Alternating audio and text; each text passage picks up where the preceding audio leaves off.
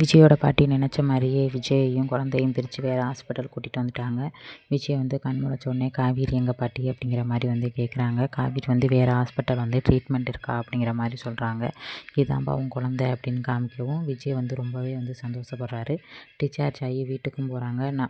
விஜய் வந்து நான் வந்து காவேரியை வந்து உடனே பார்த்தே ஆகணும் அப்படிங்கிற மாதிரி வந்து சொல்கிறாரு. அதுக்கு வீட்டில் உள்ள எல்லாருமே வந்து தடுக்கிறாங்க. ஏன் என்னை வந்து தடுக்கிறீங்க அப்படின்னு வந்து கேட்குறாங்க.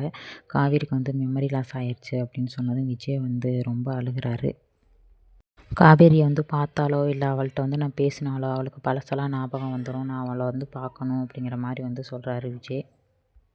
அதுக்கு எல்லாரும் அவ்வளோ பழசை வந்து தெரிஞ்சுக்கிற வரைக்கும் யாரும் ஞாபகப்படுத்தக்கூடாது, இல்லைன்னா அவள் வந்து உயிருக்கே ஆபத்து அப்படிங்கிற மாதிரி வந்து சொல்லிடுறாங்க. இதை கேட்டு வந்து ரொம்பவே அழுதுட்ருக்காரு. ஃப்ரெண்ட்ஸ், இதில் நீங்கள் என்ன நினைக்கிறீங்கன்னு சொல்லுங்கள். காவேரியை வந்து விஜய் வந்து பார்த்தாலோ இல்லை பேசினாலோ பழசெல்லாம் ஞாபகம் வந்துடுமா? இல்லை நீ யார் அப்படிங்கிற மாதிரி காவேரி வந்து கேட்பாங்களா என்னன்னு தெரியலை. இல்லை விஜய் வந்து துரத்தி துரத்தி வந்து ஃபஸ்ட்லேருந்து வந்து காதலிப்பாரா அப்படின்னு பொறுத்திருந்து பார்ப்போம் என்ன நடக்குது அப்படின்னு. இதை மாதிரி சீரியல் அப்டேட் தெரிஞ்சுக்க நம்மளோட சேனலை வந்து சப்ஸ்கிரைப் பண்ணி வைங்க.